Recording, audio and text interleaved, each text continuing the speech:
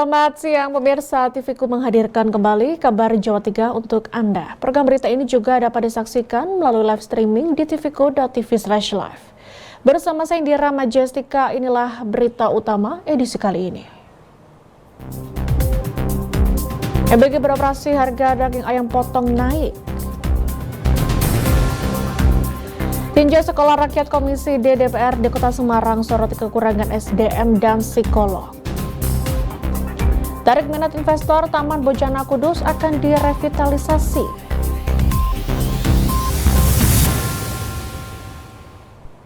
Dan inilah kabar Jawa Tengah selengkapnya pemirsa. Harga daging ayam potong di Kota Semarang kembali mengalami kenaikan. Bahkan harga ayam potong nyaris tembus di harga Rp40.000 per kilogramnya. Naiknya harga daging ayam menurut pedagang imbas dari mulai beroperasinya kembali program makan bergizi gratis. Naiknya harga daging ayam potong di Kota Semarang ini salah satunya terlihat di Pasar Mijen Kota Semarang, di mana dari penuturan pedagang, kenaikan harga sudah terjadi sejak sehari sebelum masuk sekolah dimulai.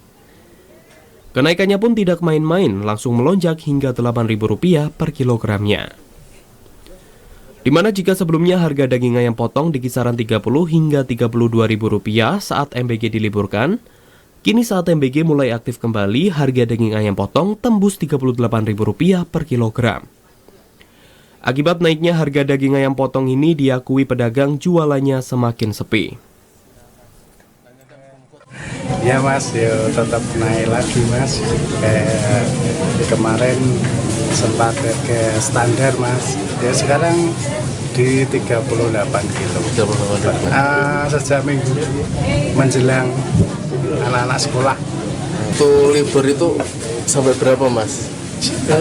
Turun mas, turun gratis sampai 32 di pasar, sampai 30-32 bisa. Kalau pedagang mending harga murah mas, karena kalau murah kan daya belinya meningkat. Tak hanya harga daging ayam, sejumlah bahan pangan lainnya seperti telur juga mulai merangkak naik. Di mana dari sebelumnya harga telur Rp22.000 per kilogram, saat ini harganya hingga Rp25.000 per kilogramnya. Pedagang berharap segera ada langkah pengendalian dari pemerintah sehingga harga pangan bisa kembali stabil di harga normal dan daya beli masyarakat kembali meningkat. Tutuk Carita, Jurnalis TVku melaporkan. Pemirsa, pemerintah Provinsi Jawa Tengah terus mempercepat perlindungan lahan pertanian pangan berkelanjutan atau LP2B. Hingga pertengahan Juli, sebagian besar kabupaten dan kota telah memenuhi target proteksi lahan sebagai upaya nyata menjaga ketahanan pangan di Jawa Tengah. Upaya menekan alih fungsi lahan sawah di Jawa Tengah terus menunjukkan tren positif. Hingga saat ini, sebanyak 26 kabupaten dan kota telah memenuhi target perlindungan lahan pertanian pangan berkelanjutan atau LP2B sebesar 87%. Sementara 9 daerah lainnya masih dalam tahap penyelesaian dan ditargetkan rampung pada bulan ini. Langkah ini dinilai sangat penting guna menjaga keberlangsungan lahan produktif sekaligus mempertahankan posisi Jawa Tengah sebagai salah satu lumbung pangan nasional. Meski begitu, pemenuhan target di wilayah perkotaan masih menghadapi tantangan berat akibat tingginya tekanan pembangunan dan infrastruktur. 26 kabupaten kota sudah memenuhi LP2B 87%. Sisanya ada 9 kabupaten kota masih berproses, tetapi dalam bulan ini insya Allah kita sanggup, itu satu. Dalam rapat koordinasi yang digelar di kantor Pemprov Jawa Tengah, data Koordinator Harian Strategi Nasional Pencegahan Korupsi menyebut, beberapa daerah memang masih terkendala masalah teknis. Guna mengatasi hal tersebut, pemerintah pusat bersama pemerintah daerah akan segera mengkoordinasikan penyelesaian hambatan, termasuk kepastian hukum lahan, serta rencana pemberian insentif bagi petani maupun pemerintah daerah. Restuidah, Jurnalis TVku melaporkan. Usai jeda pemirsa, kabar Jawa Tengah masih kembali untuk Anda dengan informasi tinjau Sekolah Rakyat Komisi D DPR di Kota Semarang sorot kekurangan SDM dan psikolog. Tetaplah bersama kami.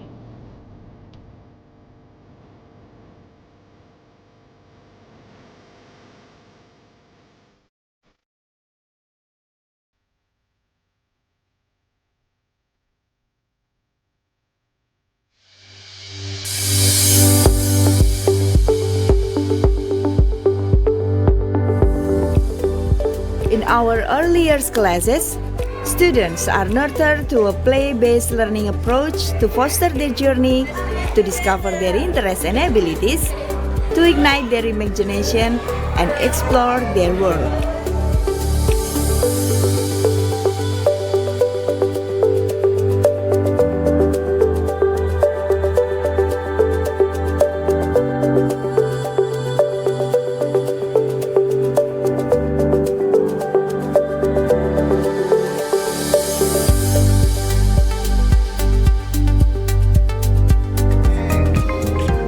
Come on, join us to Permata Bangsa School. Yeay!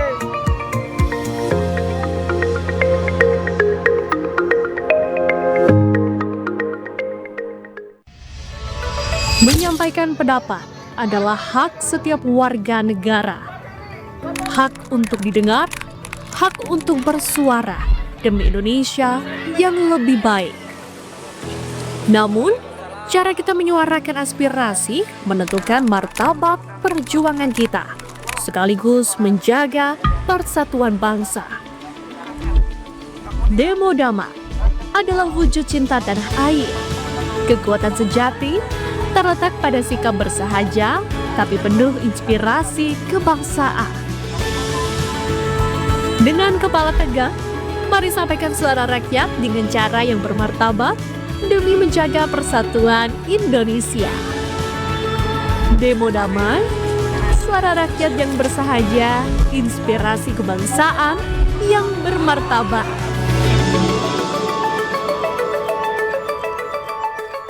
Assalamualaikum warahmatullahi wabarakatuh. Saya Gubernur Jawa Tengah menyambut baik pendirian Fakultas Kedokteran Universitas Dian Nuswantoro yang merupakan sebuah langkah yang besar dalam memperkuat sistem pendidikan kedokteran di Jawa Tengah, serta memberikan kontribusi yang sangat penting dalam mewujudkan kualitas sumber daya manusia yang unggul di bidang kesehatan. Saya mendukung penuh proses akreditasi ini sebagai upaya meningkatkan mutu pendidikan Fakultas Kedokteran Udinus. Untuk itu, saya mengajak kepada Fakultas Kedokteran Udinus untuk bersinergi dan berkolaborasi dengan Pemprov Jateng dalam meningkatkan derajat kesehatan masyarakat Jawa Tengah melalui lulusan yang mumpuni dalam pelayanan medis, penelitian maupun pengabdian kepada masyarakat. Sukses Fakultas Kedokteran Udinus. Wassalamualaikum warahmatullahi wabarakatuh.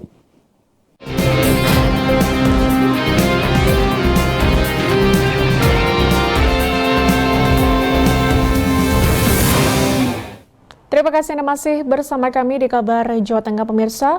Komisi D DPRD Kota Semarang meninjau pelaksanaan masa pengenalan lingkungan sekolah atau MPLS di Sekolah Rakyat Rawosari. Dalam kunjungannya, Dewan mengapresiasi program pendidikan gratis bagi anak dari keluarga prasejahtera ini. Tinjauan pelaksanaan MPLS di Sekolah Rakyat Rawosari ini dipimpin langsung oleh Ketua Komisi D DPRD Kota Semarang, Mu'alim, bersama sejumlah anggota Dewan pada Kamis siang.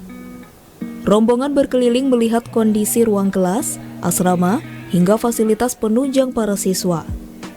Komisi D mengapresiasi langkah pemerintah pusat atas hadirnya Sekolah Rakyat ini. Program tersebut dinilai sangat membantu anak-anak dari keluarga kurang mampu untuk mendapatkan akses pendidikan, tempat tinggal, hingga kebutuhan hidup secara cuma-cuma.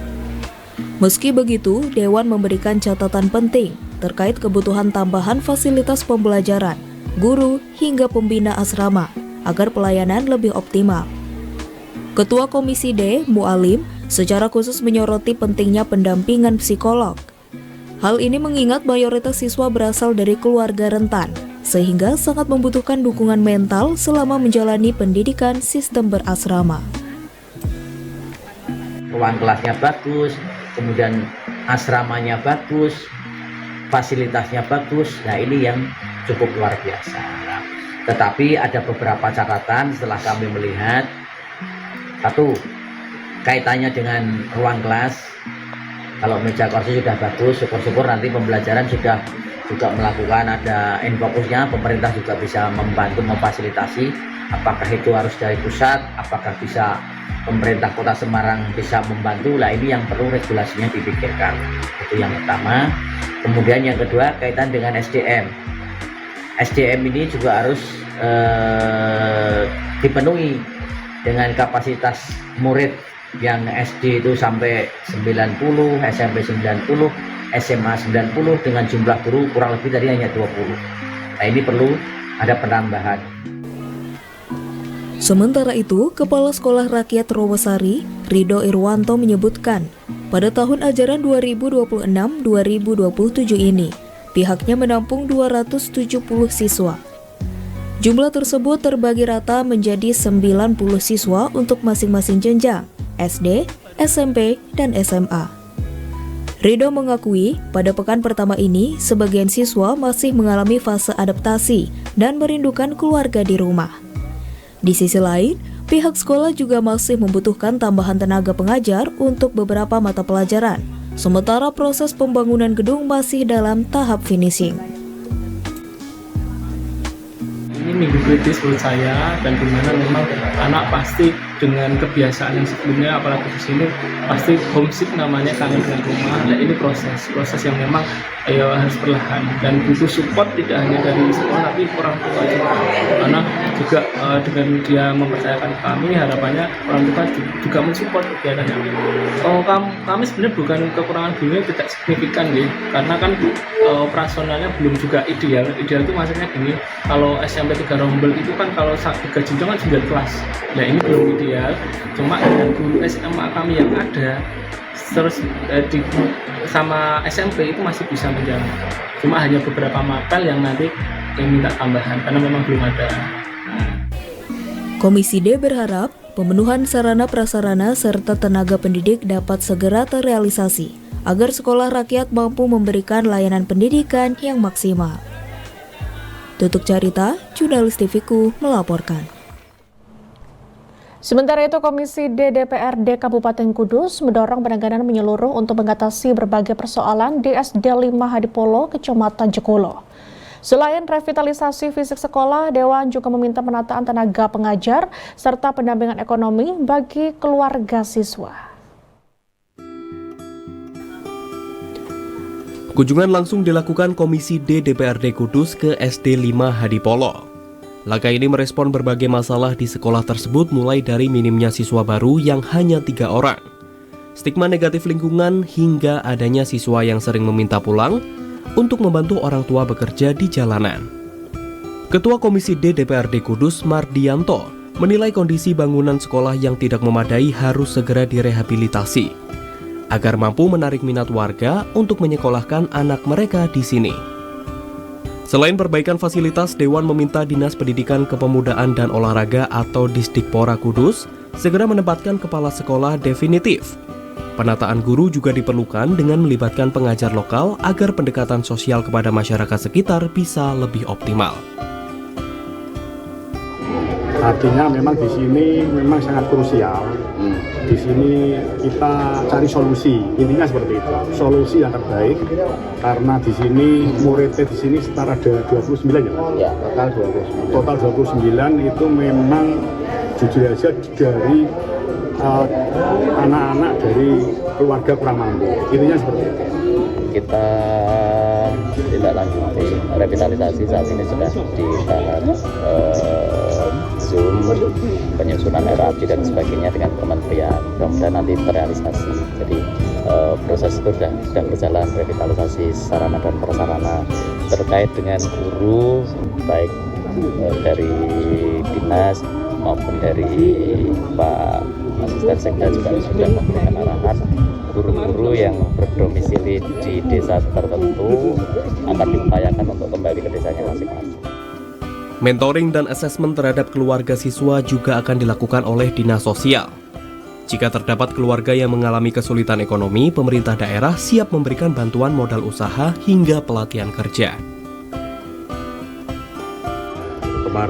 Kami kemarin sudah melakukan asesmen juga pada warga di RT 6 RW 2. Kalau memang nanti ini kita lihat dari sisi ekonomi ya, kalau nanti memang di keluarga itu desinya paling tinggi, kami akan berusaha untuk menurunkan desi. Kemudian kalau ada yang belum dapat bantuan dari pemerintah pusat akan kami usulkan bantuan. Tujuannya untuk apa? Tujuannya agar nanti perekonomian di keluarganya itu ya biar bisa lebih sejahtera lah. Jadi anaknya nanti biar sekolahnya lebih tenang, fokus sekolah, supaya sekolah gitu aja. Dan kita harus melihat tumbuh kembangnya anak. Dari Kudus, Faza Malia, jurnalis TVku melaporkan. Pemirsa, tarik minat investor Taman Bojana Kudus akan direvitalisasi. Selengkapnya informasinya akan kami hadirkan untuk Anda usai jeda berikut.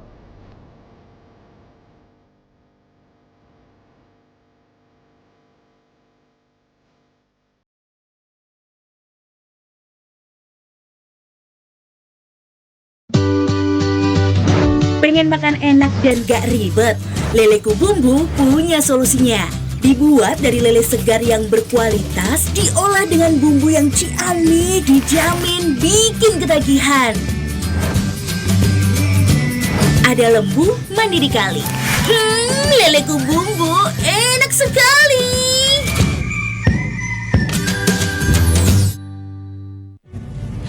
Kampus harus jadi tempat yang bikin kita nyaman belajar bareng. Tapi, tahu nggak? Di kampus juga bisa terjadi kekerasan fisik, kekerasan psikis, kekerasan seksual, bullying atau perundungan, cyberbullying, bahkan intoleransi atau diskriminasi. Kadang bentuknya nggak kelihatan. Mungkin kita mikir, ini biasa aja. Padahal ini serius, bisa melukai siapapun. Oleh karena itu, Udinus punya Satgas PPKPT, yaitu pencegahan dan penanganan kekerasan di lingkungan perguruan tinggi buat kamu yang lagi melihat atau merasakan kekerasan yang ada di lingkungan kampusmu. Kalau kamu jadi korban, saksi, atau tahu tentang kasus seperti contoh tadi, kamu bisa langsung lapor di website ppk.dinus.ac.id. Nah, Satgas itu bukan buat nakutin, tapi Satgas itu adalah tempat aman. Laporanmu rahasia, kamu nggak sendirian. Semua orang berhak aman di kampus. Udinus, kampus aman, anti kekerasan, anti perundungan, anti intoleransi.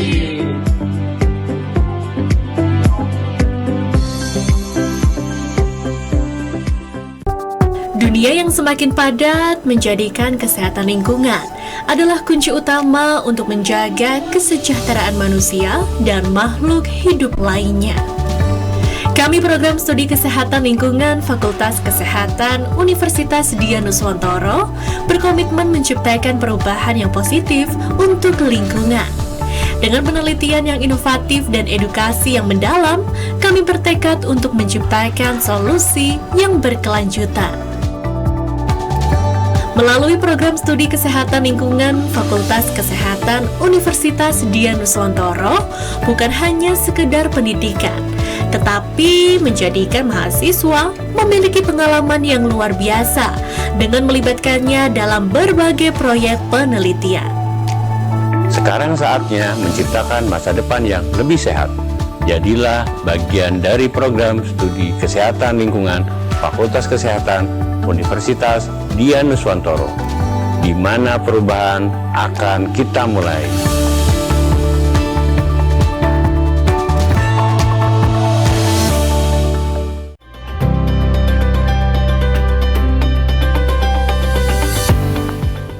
Di tengah revolusi digital, teknologi informasi menjadi kunci untuk menghadapi tantangan global.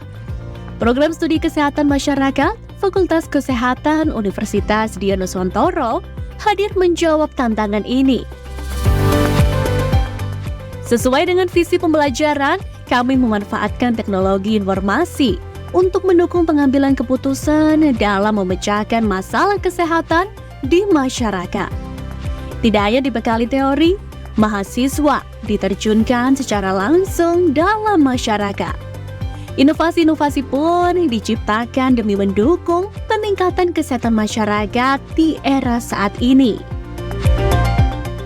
Program Studi S1 Kesehatan Masyarakat Universitas Dian Nuswantoro memberikan pengalaman belajar yang mendalam, juga didukung oleh dosen yang berkualitas dan berpengalaman dengan tantangan kesehatan masyarakat masa kini. Mari kita wujudkan kesehatan masyarakat yang lebih baik bersama Program Studi S1 Kesehatan Masyarakat Fakultas Kesehatan Universitas Dian Nuswantoro. Udinus for a better future.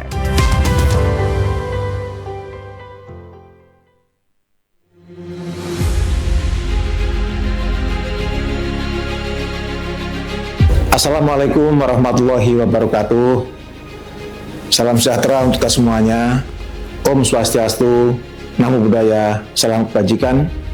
Saya Brigadir Jenderal Polisi Dr. Haji Agus Rohmat, SIK SMHUM, Kepala Badan Narkotika Nasional Provinsi Jawa Tengah, mengucapkan selamat memperingati Hari Anti Narkotika Internasional tahun 2026. Tahun ini, peringatan HANI mengusung tema membangun generasi sehat, cerdas, dan kuat melalui gerakan Ananda Bersinar menuju Indonesia Emas 2045. Tema ini merupakan wujud komitmen bersama dalam melindungi anak dan remaja dari ancaman penyalahgunaan dan peredaran gelap narkotika, sekaligus mempersiapkan generasi unggul yang sehat, cerdas, tangguh, dan berkarakter menuju Indonesia Emas 2045.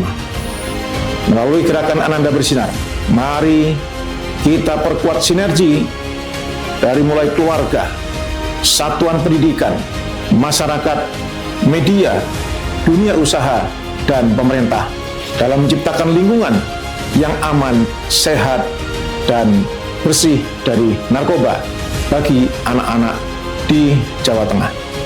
Saya mengajak seluruh masyarakat Jawa Tengah untuk terus meningkatkan kepedulian, kewaspadaan, dan partisipasi aktif dalam upaya pencegahan dan pembatasan penyalahgunaan dan peredaran gelap narkotika.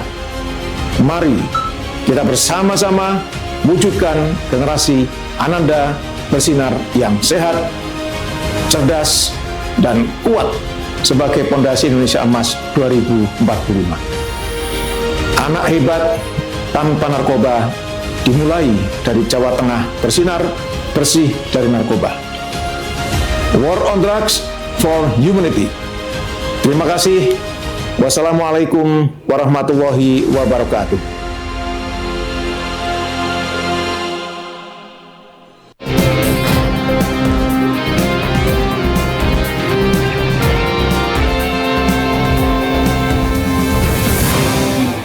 Pemirsa, Anda kembali menyaksikan kabar Jawa Tengah. Pemerintah Kabupaten Kudus membuka peluang kerjasama dengan pihak swasta untuk merevitalisasi Taman Bojana menjadi kawasan modern. Lokasi strategis di jantung kota, tepatnya di kawasan alun-alun Simpang 7, menjadi daya tarik utama bagi investor. Meski demikian, rencana ini masih dalam tahap penjajakan. Gedung Pusat Kuliner Khas Kota Kretek, Taman Bojana, kembali menjadi perhatian setelah sejumlah investor tertarik mengembangkan kawasan ini. Rencananya, aset daerah tersebut akan disulap menjadi area hotel yang dipadukan dengan pusat kuliner modern.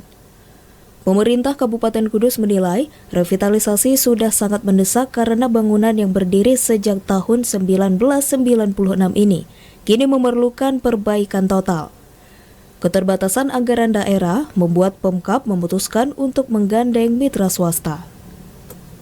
Kepala Badan Pengelolaan Pendapatan, Keuangan, dan Aset Daerah Kabupaten Kudus, Jati Solehah menyebut, meski minat investor cukup tinggi, namun hingga kini belum ada proposal resmi yang masuk. Pembahasan pun masih di tahap awal dan belum menentukan desain maupun nilai investasi. Mereka yang UMKM kalau diakomodir nanti bisa diakomodir kita. Tapi masa transisi pada saat dibangun itu mereka taruh mana? Kalau dari investornya tapi itu Bu, apa masih bersedia. Bersedia. Cuma Iku kan urusannya Pemda. Nah, iki sing kene bingung. Yang kayak pasar ngono gampang. Gak pakai emplek-emplek ngono nang tengah lapangan ngono ya. Nah, itu bisa. Tapi jenis seperti itu kan agak repot. Di sisi lain, Pemkab harus memikirkan nasib 129 kios yang saat ini masih aktif beroperasi. Pemerintah menegaskan, para pedagang lama akan tetap mendapatkan tempat jualan apabila proyek revitalisasi terlaksana. Saat ini, pihaknya tengah mencari lokasi sementara yang strategis agar aktivitas ekonomi warga tidak terganggu selama proses pembangunan. Dari Kudus, Faza Amalia, jurnalis TVku melaporkan. Pemirsa, bagi Anda yang ingin melepas penat dari rutinitas perkotaan, Kepulauan Karimun Jawa di Kabupaten Jepara bisa menjadi pilihan tepat untuk berlibur bersama keluarga. Keindahan panorama Golden Sunset dari atas Bukit Love kini menjadi daya tarik utama yang paling diincar para pelancong. Dan pemirsa, berita ini sekaligus menutup jumpa kita di Kabar Jawa Tengah siang hari ini. Bagi Anda yang ingin melanjutkan ke perguruan tinggi, Udinus ada sejumlah program SPMB yang dibuka, mulai jalur reguler, RPL, beasiswa hingga Pintar ASN. Informasi selengkapnya dapat diakses melalui pmb.dinus.ac.id. Saya Dira Majistika dan kru bertugas mengucapkan terima kasih atas kebersamaan Anda. Selamat siang, sampai jumpa. Menjadi salah satu primadona wisata di Jawa Tengah, Kepulauan Karimun Jawa, Jepara, nyaris tak pernah sepi dari kunjungan pelancong. Wisatawan dari berbagai penjuru tanah air senantiasa berbondong-bondong memadati gugusan pulau cantik di utara Laut Jawa ini. Pesona alam yang memukau dan keaslian yang masih terjaga menjadi alasan utama mengapa Karimun Jawa selalu menjadi magnet rindu. Salah satu spot terbaik untuk menikmati karya alam adalah Bukit Love. Dari ketinggian bukit ini, wisatawan dapat menyaksikan langsung syahdunya panorama Golden Sunset. Cahaya keemasan matahari yang perlahan tenggelam menyelimuti cakrawala menjadi sajian visual yang memukau indera. Tidak hanya memanjakan mata dengan siluet langit jingga, dari atas Bukit Love, sejauh mata memandang juga tersaji hamparan hutan bakau yang hijau serta gugusan pulau-pulau kecil yang bertebaran indah di sekitar perairan. Jujur naiknya agak PR ya Mas, tapi pemandangannya bagus banget, kebayar. Kita bisa ngelihat dari ujung ke ujung, pulau-pulau yang ada seberang-seberang juga, lautnya juga kita bisa lihat luas gitu. Worth it nggak? Worth it, walaupun tadi agak mabok di kapal, tapi worth it. Bila Anda belum memiliki agenda untuk akhir pekan, Kepulauan Karimun Jawa bisa menjadi paket wisata lengkap yang akan memberikan pengalaman berlibur yang tak terlupakan. Dari Jepara, Faza Amalia, jurnalis TVku melaporkan.